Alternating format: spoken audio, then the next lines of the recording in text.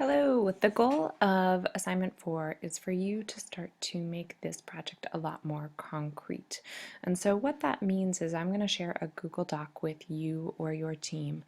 In your Google Doc, there will be a blank page. It will have this color coded material over here. And your first goal is to work down this column, adding your information. In this, and I'll give you access to this document as well, you've got a sample for a quantitative study and a qualitative study.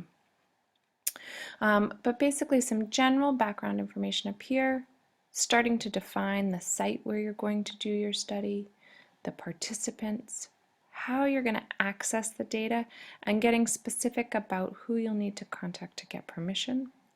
You're going to also talk about the instruments and the number of participants and the kind of data you'll get. How will you store your data? How will you analyze your data? And then delimitations are the parameters you're drawing around the study. What's your bias going into this, and what limitations are there? What will you not know at the end of your study? So you'll notice in the quantitative sample, it's slightly different data. If I move over to the qualitative sample, all right, again, different context. Feel free to add rows. Go up to Insert, row above. If indeed you've got more districts or sites or classrooms for your study. Same thing with participants. If you have more groups of participants you're studying, feel free to add rows. Here also in this qualitative, you'll notice that I've got 5 instruments that I'm looking at, 5 different data points that I'm going to use. So feel free to add or remove as you need with these instruments. You'll note on each that validity and reliability is sort of grayed out. At this point, you do not need to address those pieces of your tools. We'll do that a little bit later down the line in the assignment.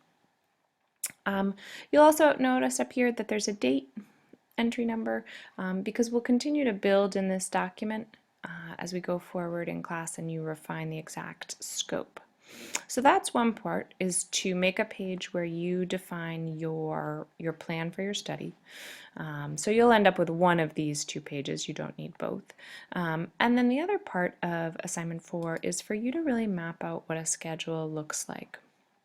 The assignment expectation is that for each week, starting in January, that you set yourself 3 goals to really map out what's this study going to look like and what are you going to be doing.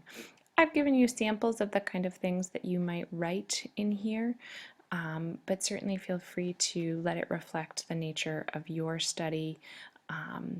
But don't, it doesn't just have to be active pieces where you're interfacing with someone else.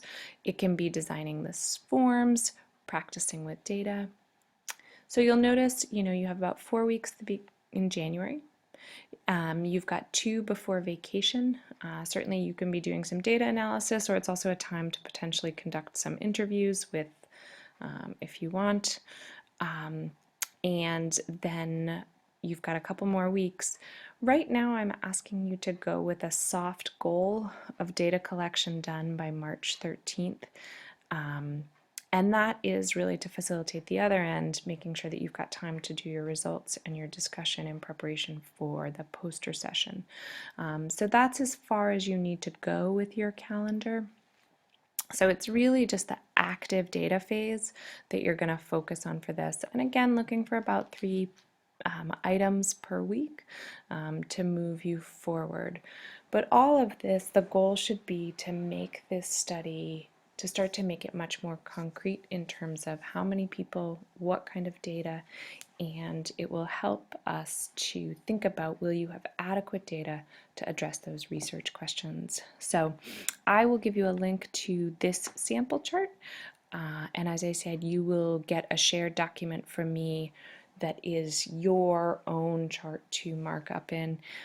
If you have any questions, of course, just let me know, and hopefully this little overview is useful to you.